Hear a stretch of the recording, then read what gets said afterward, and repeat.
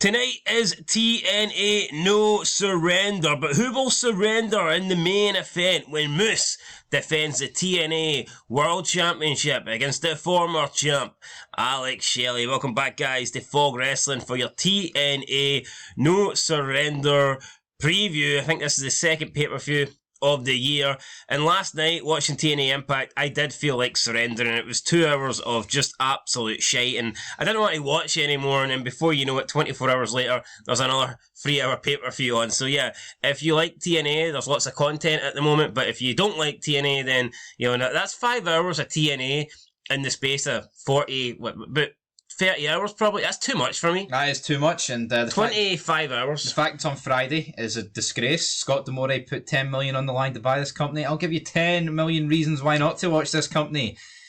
Starting with number one, it's fucking shite, and this match card, it looks exactly the same to the match card we saw last month. And before anyone goes, oh, but we've got Nick Nemeth, Mustafa Ali, two bums. Wait, we don't have Nick Nemeth? Do we not? No, he's not on the show. We don't have Nick Nemeth. Why, because he's in Japan? Aye, pretty much.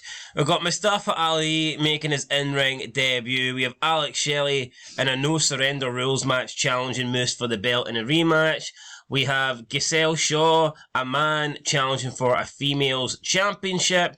And we have the final of the best of three series match between ABC and Grizzled Young Fet. So we'll talk all about that in the preview. I'm not going to bury Giselle Shaw too much. She's masquerading as a female, while half of these guys are trying to pretend they're main eventers when they're fucking bums, so it's all the same thing, isn't it? Trans main eventer. That's pretty much it. Anyway, let's start off with we'll start off with the ship and then we'll work our way up. So well, we're just going to work our way in the same waddle of shite, aren't we? Alright, we have Mike Bailey and Trent Sabin taking on the Rascals. Not sure whether this is on the show or if free. Free. It looks like it's free countdown to No Surrender. So nah, that means it's free on TNA Plus, I believe. No, I think that might be the countdown. Might be actually. There's two matches. You could be onto something. I will not be watching the countdown. Hopefully, it's the final countdown. If TNA died tonight, I'd be happy. I won't be watching the countdown though. I don't know about you. I won't be watching the full show either. So I'm gonna go with a win for the Rascals. Yep, the Rascals. Moving on to the next match, we have apparently again on the countdown, it is Eddie Edwards and Brian Myers of the System with Alicia Edwards taking on Kushida and Kevin Knight. The System, it's a strange faction. It just doesn't look like these guys belong with each other. I can almost accept Eddie Edwards and Brian Myers, but they just don't look like they'd be the kind of guys tagging along with Moose. No. And you know what? You couldn't pay me money to go watch TNA. How much is a ticket? $50? I've no idea what that's got to do with the System, but... Well, because they're not fucking very good, are they? They're like the main faction in the company, and if they were good, I'd actually be happy enough to go and watch TNA. But I'm not. God. So if they're a half-decent faction, you'd be willing to go, you'd be willing to fly to the other side of the world and watch TNA? You're a fucking mongoloid, alright? No, you know what I mean. No, I don't know what you mean. If TNA came to the UK and the System were half good, you'd be like, oh. Look, I know this company's shite, but that's no reason for you to talk shite. Get your head back in the game. Yes, Snickers. Let's talk. Right, hold on. If they don't fit in with Moose, does this guy fit in with Kevin Knight? Well, I don't care. They're just a makeshift tag team, aren't It's Night and Day. Kushida. It's utter shite. I'm going for a win for the System, and I'm going to move on because I think you've ruined this. Let's move on to the part of the show you have to pay for. Actually, wait, illegally stream. Yeah, so if we got Tom Hannafan and Matt Reynolds handicap match, that doesn't seem very fair, does it? Nope. Two men against a woman. Unless Gia Miller's a man or something. Maybe this could be TNA's version of Big Johnny and McMahon against Janelle Grant. Did Tom Phillips not have some allegations against him? You mean Tom Hannafan? Aye, Tom Hannafan. Maybe he did. He changed his name, so he's alright. He's alright. That was Tom Phillips that did all that Vince shit. just needs to change his name to Voodoo Kin Mafia, will be alright. That's pretty much, yeah, I think we'd see Vince imagine Vince bought TNA. Be great, wouldn't it? And it wasn't part of the WWE, and it was his own company, and he lived for another 50 years, and he really revolutionised TNA. That'd be pretty good. Vince lived to, 130 or something? Weirder things have happened. True. Right, let's go on to the main show then. Knockouts World Tag Team Championship. We have Decay versus MK Ultra. Just a rematch from Hard to Kill. I highly doubt they're going to switch the belts back. Therefore, I'm going to pick the two women that look like they belong at some sort of feminazi, pro-abortion, LGBT, fucking, women's march. That's what I'm going for. Yeah, I'll go with Decay as well. Nothing to say here. I mean, there's no reason why this match... Well, I buried them, so you can feel free to add something as well. I mean, just look at the tag names, right? I mean, Decay is that former faction, and they've brought back everything that was pish about the faction. And an MK Ultra sounds like a mode on your TV. Not very good, is it? I don't really like the contrast there. We need the brightness turned up. Put it on MK Ultra. Aye, that's pretty much right. That's it. That is exactly. But here, at least there's no men in the match. Even if some do look like men. Fair enough. Who are you going for and why? DK, because they just won the belts. DK? Aye. You said like DK, as in it was just a D and a K. Decaf. Might need some decaf to get through this. Caffeine. PCO versus Con. Kun. I believe Con he looks like that guy that was in the Ascension. I think I've seen him before. Connor? It might have been him, one. I'm going to go Connor. I think I've seen Con. What state of affairs is TNA at when we've got a guy that's like 57 pretending to be Frankenstein and he's like the best thing on the show? I'm going to go for a win for PCO, but it does annoy. I mean, people used to laugh about TNA, right? Back in the day. But look at the former WWE people they were signing back in the day. Angle, Steiner, Christian, Booker, Nash. Jesus Christ. Now you look at the guys they're signing. They're signing the absolute dregs. Guys that couldn't even get on Superstars, for fuck's sake. Yeah, no, that is no, but that just sums up how far wrestling's fallen. TNA is signing people that couldn't even get on WWE Superstars, and they're trying to portray them as superstars. Yep. I mean, what that is... If you're in TNA, you're not a superstar. You're a has-been or you're dead. Or you're somebody going nowhere. Never has been. Sums up PCO. Looks dead, and he never has been, but I think he'll win tonight. I'm going to go PCO. You going PCO? He's a good wee mascot for TNA. Winner gets a TNA World Title shot. Eric Young versus Frankie Kazarian. I think this match sums up the downfall of TNA that these two in 2024 are having a number one contendership match for the world title. I mean, come on. These two 20 years ago were alright.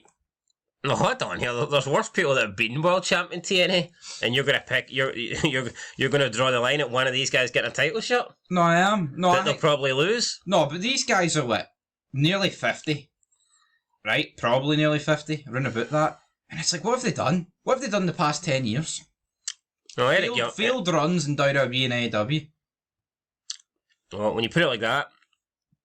It's like, you see back in the day, you got people who were like coming in for like WCW and WWE and ECW, getting buried for not putting young people over, but then you've got people for that era that weren't getting put over by those said guys, and these guys that never have been, they're mid-carders for life, and here they are like on this show, and they actually feel like, what's he called?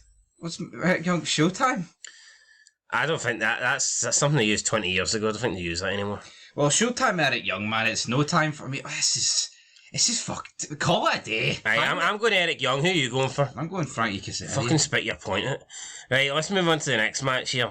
Josh Alexander, Simon Gotch. Have you got anything interesting to say here before I move on to the next match? Josh Alexander's alright. Josh Alexander's going to win. Aye, I'll agree with that. TNA World Tag Team Championship Best of 3 Series Match 3. Grizzled Young Vets, ABC. Winner is going to be the tag champs after tonight. I can't really imagine they're just going to stick the belts on these Grizzled Young Vets. I don't like the Grizzled Young Vets. I mean, they're not even that young anymore. Like, how can you be Grizzled Young Vets? It just doesn't make any sense to me. Yeah, and they've got like a gimmick of that they're almost like an ultra for a British football team or something. Yeah, we're Bill. I'm going to go with ABC to win. Aye, ABC will get the job done, that's for sure. ABC. Easy as 1, 2. D, E, F, G. Okay, I don't even know the alphabet, fuck it. ABC, right. Chris Sabin versus Mustafa Ali. I'm going to go with Mustafa Ali. I think that they'll try to treat this guy as if he's TNA's version of The Rock. I can see him coming in, TNA, making him look strong. And, I mean, Ziggler's came in, won his first match. Ash by Elegance came in, won her first match. I think we'll see the same with Mustafa Ali. Yeah, I don't like Mustafa Ali, but here, he's one of the few guys that they've got with WWE name value, and he's actually kept his name, which is a big plus, so I think he'll win. Yeah. But like I said, we had it Young and Kazarian, like Chris Sabin still being here in such a prominent role, despite never being great. It just sums up TNA. It's like, what are they going to be doing in 10 years' time? 53-year-old Chris Sabin or something? Aye, so, what is the end game? So you go Mustafa Ali as well? Aye. Up next, Knockouts World Championship, Jordan Grace versus Giselle Shaw. Fat woman versus a man. I'm going with Jordan Grace. I mean, I don't really want her to win, but it is what it is. I believe that she will be victorious. If Scott D'Amore was still in charge, I mean, I would maybe swing towards Giselle Shaw, which is a pretty dodgy choice of words I've just used there, but yeah, I'll go with Jordana Grace. Right, and finally, main event time, Moose versus Alex Shelley, no surrender rules match. So basically, if someone from the opposition corner throws in the towel, their guy loses the match. So if Alex Shelley's corner man throws in a towel, he loses. If Moose's team throws in a towel, he loses. Now, I believe you can still win by pinfall and submission. So basically, this is just like a normal match. Because pretty much throwing in a towel in wrestling has always been an option as far as I'm aware. Who's in Alex Shelley's corner, though? Chris Sabin and Kushida, I think. That's a dead main event, man. Yeah, it's very... The rules here are pretty idiotic. It's like TNA, it's like Full Metal Mayhem. They try and do like a TLC match, but a wee bit different. This is just like a no-holds-barred match with the option of a white towel. Hopefully, though, they throw the towel in like Rocky did for Apollo, not too late. Hopefully in the first round, and this match ends relatively soon. I'm going for Moose. Yeah, I'll go for Moose too. There you go, guys. That's it. TNA preview. Not excited. Not looking forward to this show. Just there's no star power on it. There's just no redeeming qualities. We're a month in to the TNA revival, and it's done.